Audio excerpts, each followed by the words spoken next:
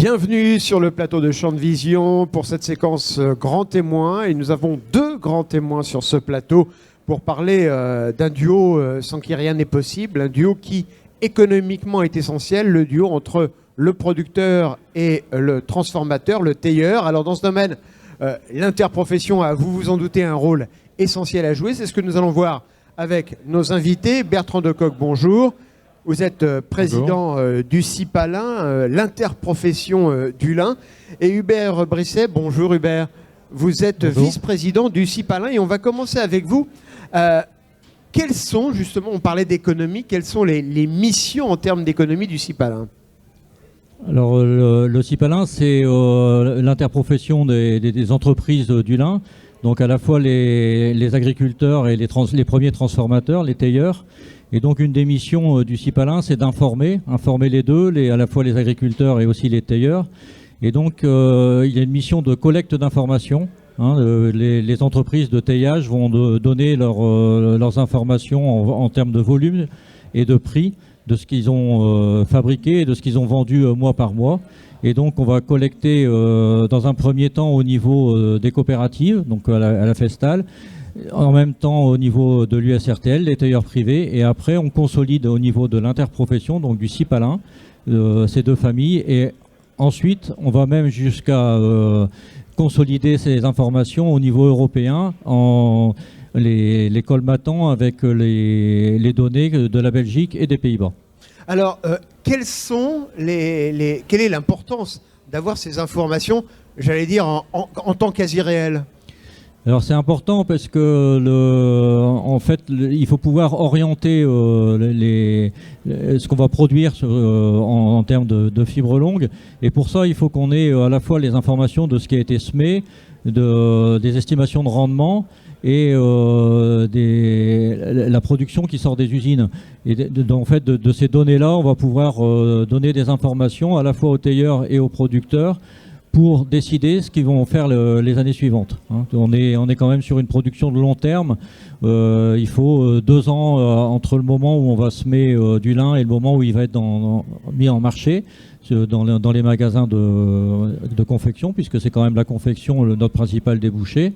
Et donc il faut pouvoir orienter et dire voilà, on est plutôt sur une tendance à la hausse ou plutôt sur une tendance à la baisse, et de donner des indications à la fois aux producteurs pour savoir ce qu'ils vont semer et aux tailleurs pour savoir ce qu'ils vont mettre en fabrication.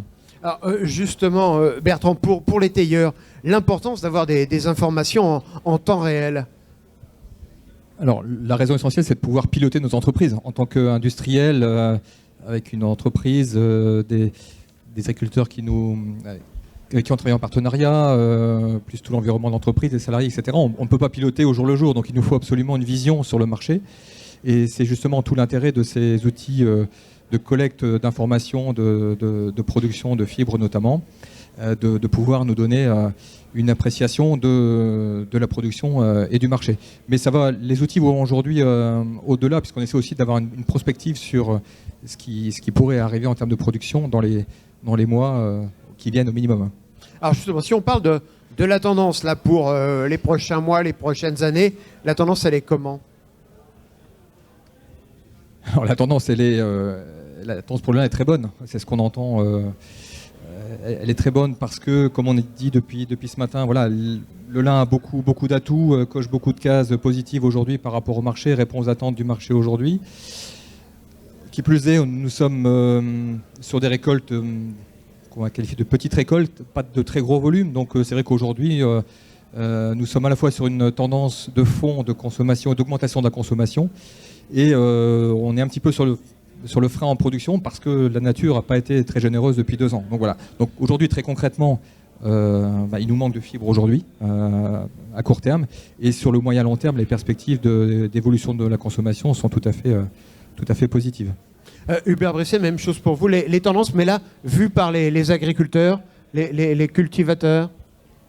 Alors la tendance, il faut qu'on arrive à maintenir un intérêt pour le lin. Donc la tendance, c'est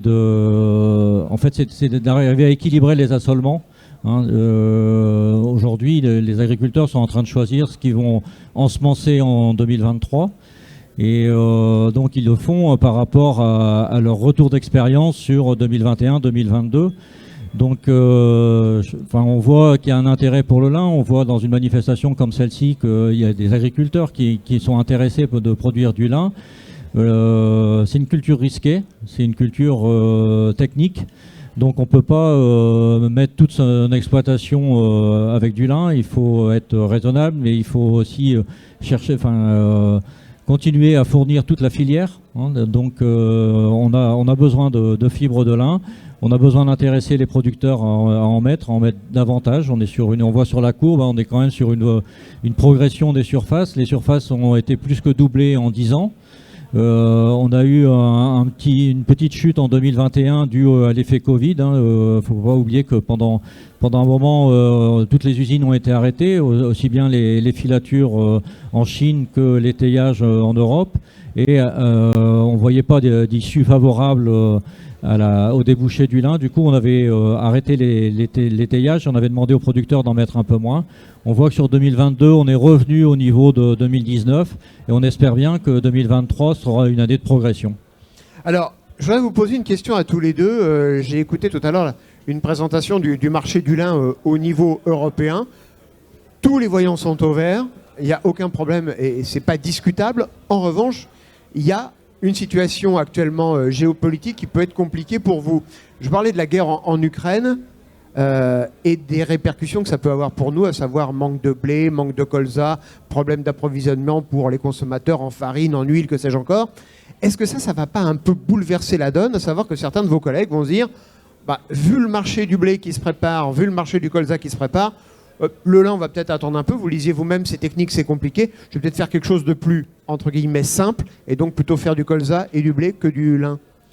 Alors c'est vrai que c'est quelque chose qui peut attirer les agriculteurs. Simplement, on a vu que ça varie très vite et que derrière ça, il y a le bon sens paysan qui met pas tous ses œufs dans le même panier et qui va arbitrer justement dans son assolement pour mettre plus ou moins de lin, plus ou moins de blé.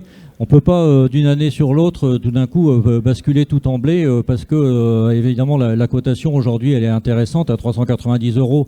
On a envie d'en faire beaucoup. Simplement, il y a un respect des assolements, un respect des rotations. Le lin s'inscrit dans la rotation.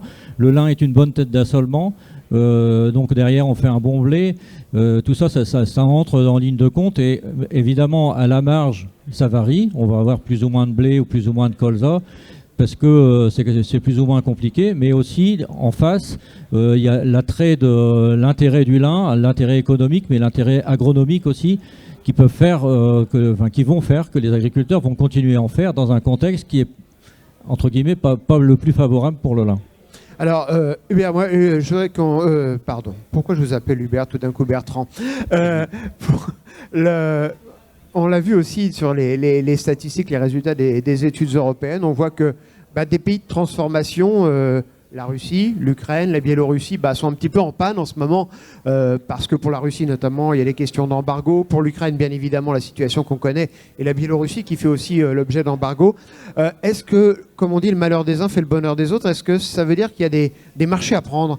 Ça représente à peu près 12% la production de ces trois pays. Surtout sur la Biélorussie et puis la Russie plus que sur l'Ukraine. Alors, effectivement, il peut y avoir des phénomènes d'opportunité. Maintenant, on n'est pas tout à fait sur les mêmes marchés non plus. On ne peut pas raisonner aussi simplement au niveau global. Donc voilà, je pense que ce sont des pays qui ont une histoire du lin longue aussi, mais voilà, il peut y avoir un phénomène d'opportunité à la marge, mais voilà, je pense surtout que voilà, la donne se passe chez nous et voilà, pour rebondir sur ce que disait Hubert et les propos que je partage tout à fait, il va falloir aussi, nous tailleurs, que l'on prenne notre bâton de pèlerin pour bien rappeler toutes les vertus du lin, tout ce que Hubert a dit en termes de rotation des cultures, etc., en termes de beaucoup de gens quand même très investis sur le lin et qui ont beaucoup investi aussi financièrement dans la culture du lin. Et puis voilà, même si le blé est très cher, aussi, le lin aussi est très cher aujourd'hui.